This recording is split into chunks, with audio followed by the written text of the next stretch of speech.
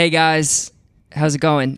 This is the fourth episode of Chats with Chambers, and I'm super excited about this episode because what I usually like to do with this podcast is have on a lot of people that mean the most to me and that have had a very positive impact on my life in like a lot of ways. And so I thought that there was nobody better to bring on than Dr. Mark Goldenberg. Hi. Thank you for that nice introduction. Yeah, I mean, I think we've had like a lot of conversations that have just brought us, I don't know, like super close with each other, just through having to go about some of the things that we've experienced with each other and a lot of the things that I feel like you have taught me. But I want to talk about you today. Good. I want to talk all about you. Okay.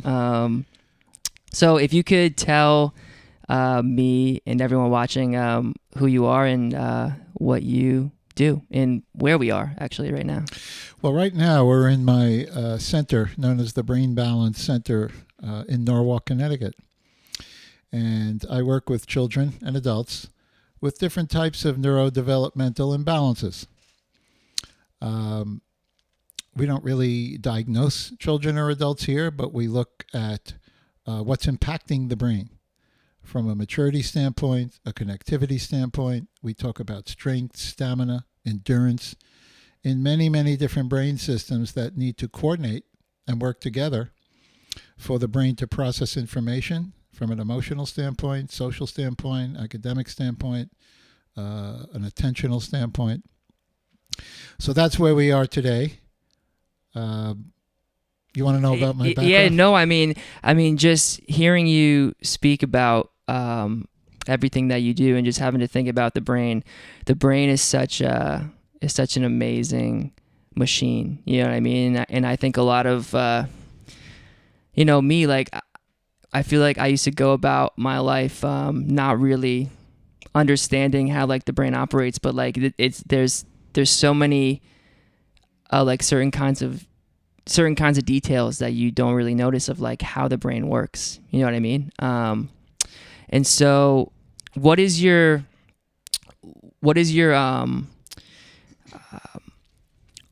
how would you describe your like your title? So you are like a doctor of neurology. So I'm a chiropractic neurologist with a subspecialty in neurobehavioral disorders of childhood.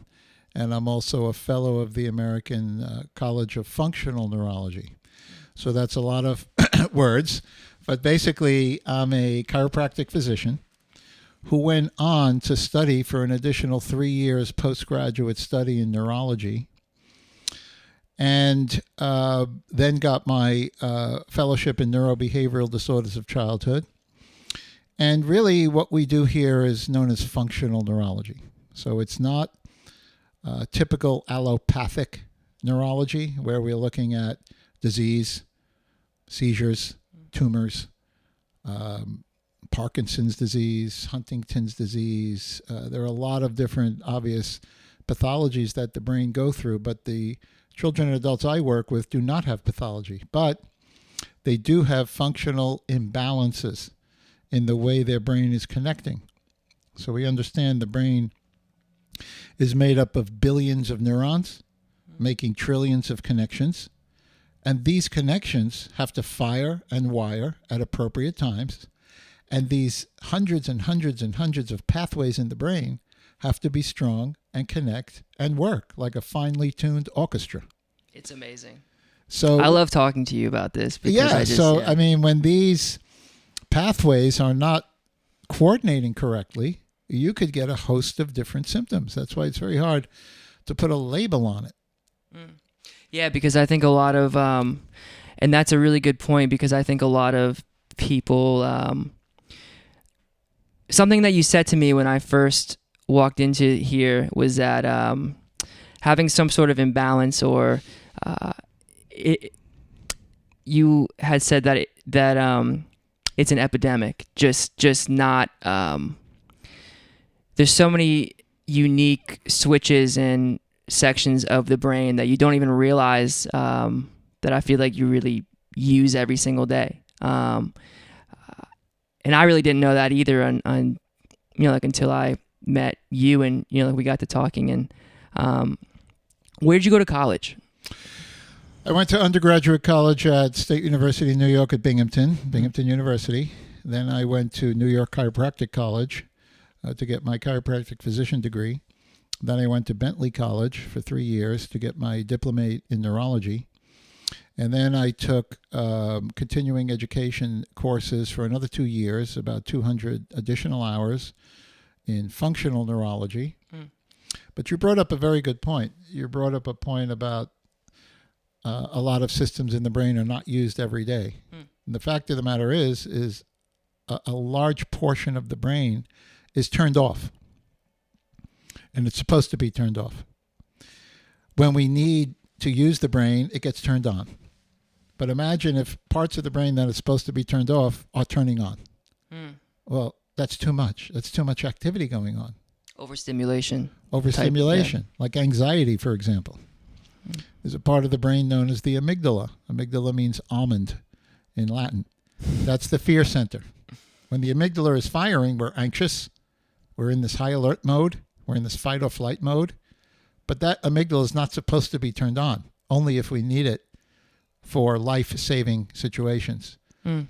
But when those pathways in the brain that are supposed to shut it down are not shutting it down, well, then it's going to fire, and we're going to have anxiety. So let me ask you a question just based off of what you said. Why do you think so many people right now have so much anxiety? Well, that's a great question, and there are so many multifactorial aspects to that. There are environmental. It's a multi-answered question, I think. Yeah, there are environmental factors. There are economic factors. There are a lot of factors, but I'm just going to talk to you about. You mentioned something earlier in our discussion about something to the effect that this is an epidemic. The rise in neurobehavioral disorders in childhood, for example, have risen dramatically over the last 50, 60 years. 10% of our childhood population are diagnosed with ADHD, another 15% dyslexia, autism, OCD, Tourette's syndrome, sensory processing disorders, learning disabilities, which gives you about 25% of our childhood population has some form of neurodevelopmental imbalance. Those are just the ones that are diagnosed. There's another 25% that have not been diagnosed, but still have issues. So that's 50% of our childhood population. But to answer your question, there's a science known as epigenetics. Epigenetics is the science of how the environment could actually change the way our genes turn on and off. So genes make proteins, but they could be turned on at certain times, turned off at certain times. That's why we have liver cells and cardiac cells and brain cells, because the proteins are being made in different ways by the genes. But the environment, due to toxins in the air, stress reactions, the way the environment has shifted over the last 50 years are causing these genes to turn on and off at different times, at the wrong times.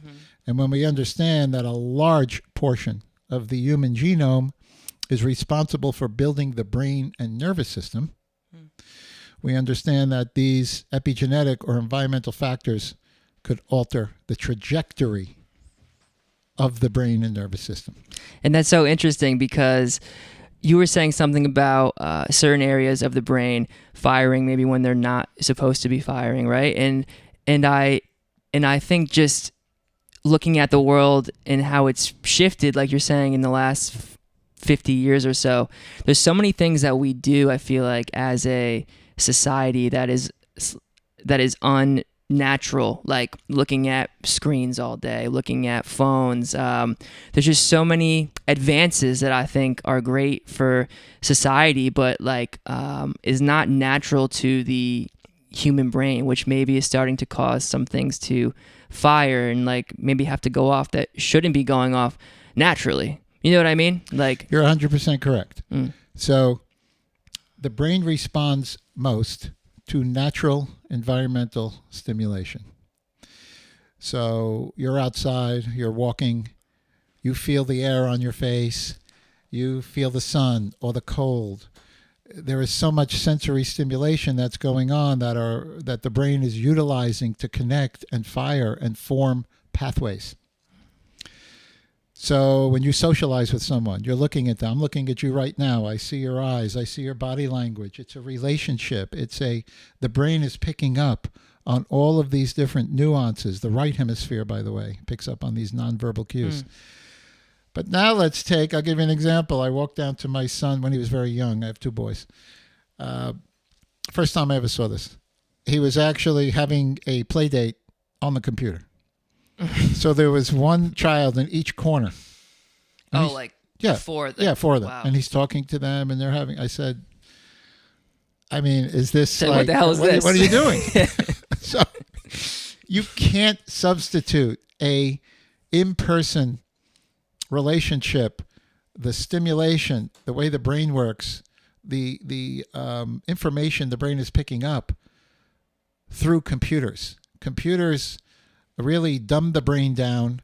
You're only using a very minimal amount of brain activity when you're doing work on a computer at the expense of the whole sensory environment that the brain needs to connect and coordinate all these different systems in the brain so the brain could fire and wire in an appropriate way. So you're right.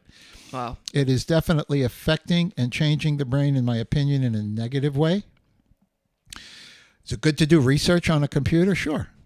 But when you spend 5, 6, 7, 8, 10, 12 hours on a computer, that is absolutely affecting the brain in a negative way. In which I think a lot of people probably have to do that every day for their regular job. I mean, there's a lot of people that probably spend 8 or 9 hours a day on the computer, which is, I just think it's interesting to be able to discuss just like, like the human body and how the advances that we're making in this world right now is just starting to become more and more farther away from just how we naturally are. I also wanted you spoke a little bit about your sons, and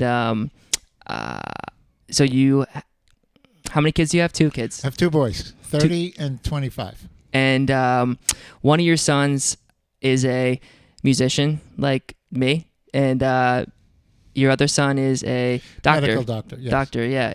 Of what? He actually just started his 3-year residency in emergency medicine.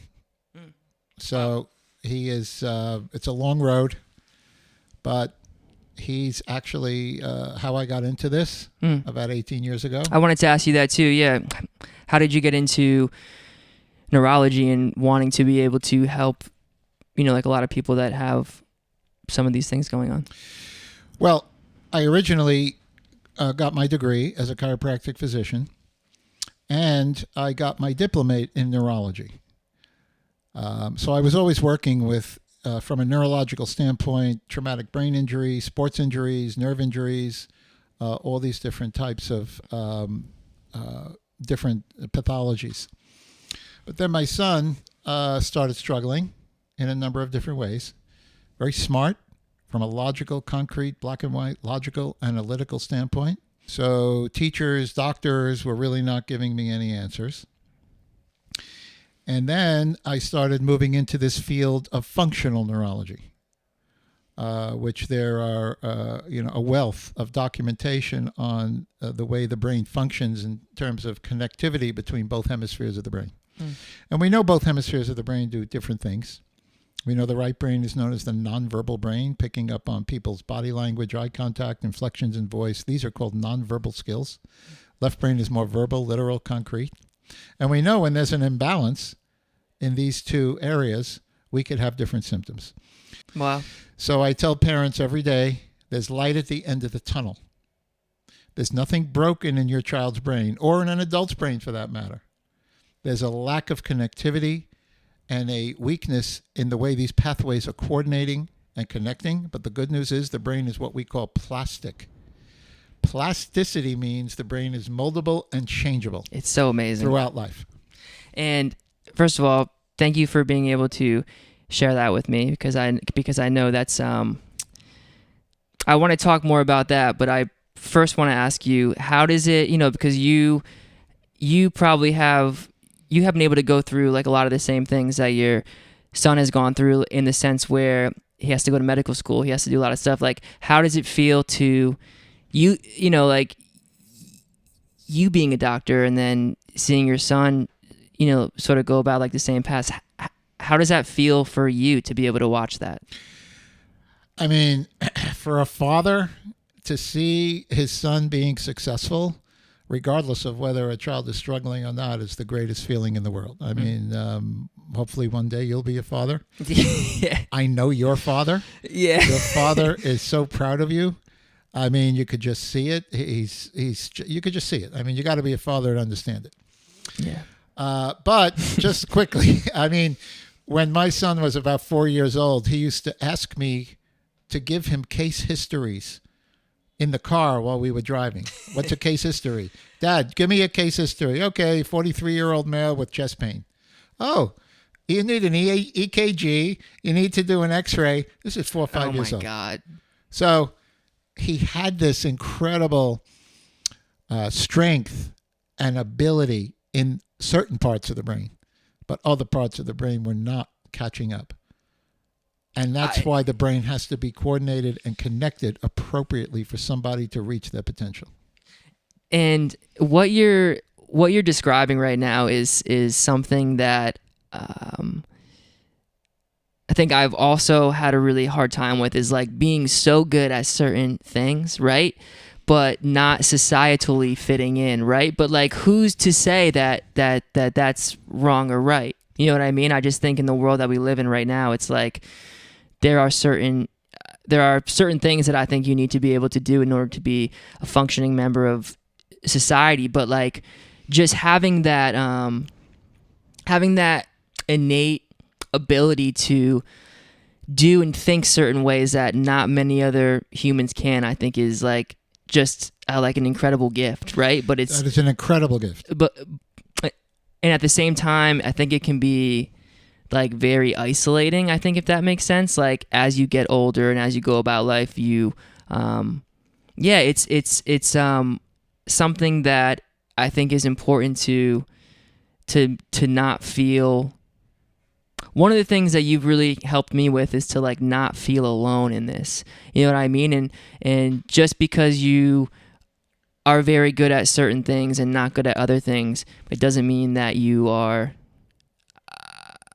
like, I think having these sorts of imbalances is something that you've really taught me to embrace. But to be able to watch your son, like just to be able, obviously I'm not a father, so I really don't have, like a certain understanding of it, but just hearing you speak about him, it's just something that is so like amazing. And thank you for sharing that. Yeah. Well, I think you hit the nail on the head. No one's perfect. No one has everything going on for them in a perfect fashion.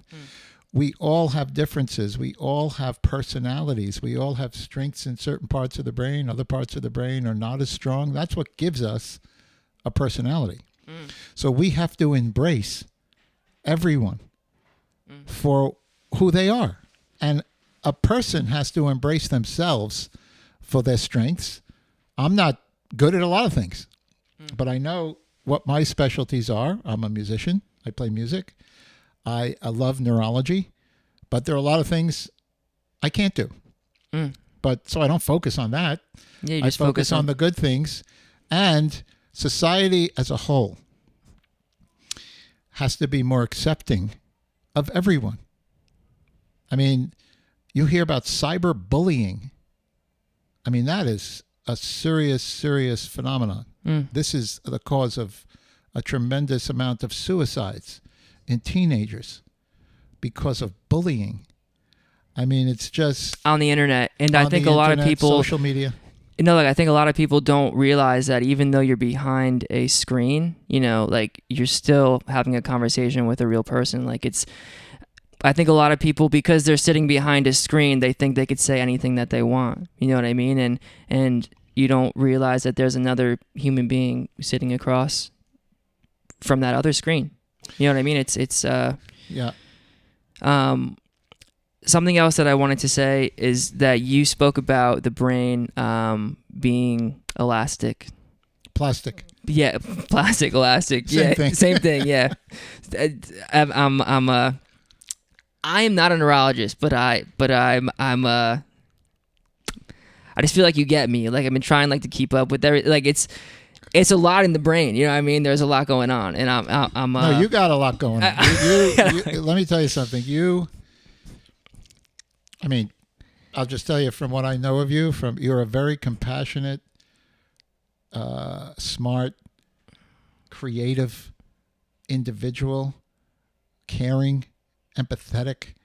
I mean, those are qualities, I'll tell you, a lot of people don't have these days. They have anger.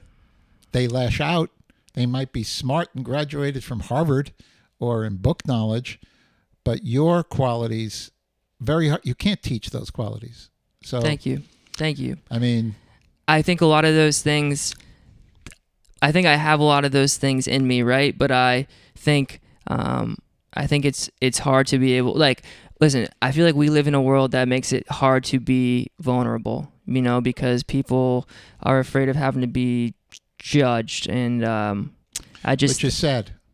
Yeah, which is sad, and I think so what you do here is something that makes people like me feel seen, and I think that's super important, because a lot of those kids are the kids of the future. Like they are the ones that are I just feel like it's so important to be able to just because you may feel, you know, like a little bit not the same as everyone else, like I just think having to come here and having to have this conversation with you just allows me to be free and not have to think about I don't know what I'm trying to say here. But let me just say this. I want to make something. That's okay. I want to make something clear. I don't want the folks out there that are listening to think this is talk therapy. No, like no, I'm meeting with you every week and we're talking about your problems. Although we did meet quite a bit, which is fine. Yeah, I meet with a lot of people. I meet with children. I meet with parents who have a difficult time understanding what their children are going through, what adults are going through. But the reason you were successful with this work is because we identified areas of disconnection and weakened pathways in the brain that are now being able to be stronger and utilized in a more efficient way. So now you're able to use your brain in a more efficient way. Mm-hmm. So I just want to make that clear that yeah. I know the way we're talking, because we did have a lot of conversations. Yeah, no, we did. Which is fine. Something that I'm also going to do too in the intro of this video, I'm going to explain everything just so that when the viewers are watching it, it'll make sense. But one of the things that completely changed my life, and I didn't really know how to do this until I met you, is that for a very long time I was taking a lot of stimulant medication that I thought I needed. You know what I mean? Because obviously it helped me do a lot of those things that I felt was hard for me, but the more I got to being able to take those sorts of medications, the more I relied on them to do small, like little everyday things. And going through the Brain Balance program, I have been able to significantly decrease how much of that sorts of medication that I have been taking, and it's helped my stutters so much. Like I've been taking speech therapy for 15 years, and I've never had the sort of results that I've gotten with just the increase of my fluency. I have never seen these kind of results only since I've been going through this program. And so the other thing I want to say is that, like, all this stuff is very real. Like, I think a lot of the reason why I say it can feel isolating is because, like you were saying earlier, you went to a lot of doctors and you weren't getting a lot of answers, right? And I think it starts to make you wonder, is this real? Like, is what I'm experiencing real? Even though I don't know how to describe it, it's real for me. You know what I mean? And the reason why I love you so much and why I wanted to do this podcast with you is because you were the first person in a long time that made me feel seen and that made me feel heard and that you just understood me and anything I said, even if it didn't make sense to you, you allowed me to be able to verbalize it to you, which I think is really important. Even though just the brain is such an amazing thing, and I'm just very grateful that there are people like you that have been able to take the time to understand it, and I just want to say thank you. You're welcome, Alec. It was it was and it still is an honor knowing you and working with you and speaking with you. You are a very unique, special individual, and I look forward to continuing our relationship. Me too. I could ask you one more question. Yeah, go ahead. So you said earlier that you were a musician. Yeah. I am a musician. You are a musician. Once you're a musician, you're always a musician. When you work here and when you do work with the brain, making music obviously is like not the same part of your brain that you use. How do you find the balance between making music, like, and having that side of your life, and then also having to do the things that you do here? Well, you could love many things at the same Yeah. time. I mean, you could love fishing and love neurology and love music. So I don't find that there's a conflict in any of this. Playing music is very relaxing. Playing music, though, also could be challenging. But any musician will tell you, I mean, there's a incredible emotional tone and chord that is struck in the brain when you're playing and making music. That's a gift that people have that are musicians. It's unfortunate that some people who might be tone deaf or not really understand or like music don't have the ability to feel that. So you know what it's like to make music. So when I'm playing the trumpet, you hit a chord and you play a riff and it resolves and it's just an emotional, it's unbelievable. It's a hobby. It's great. Like it definitely ignites something in your body, like something in your brain, something in your body. And I think it's awesome that I just feel like you're a very well-rounded human being. You have family.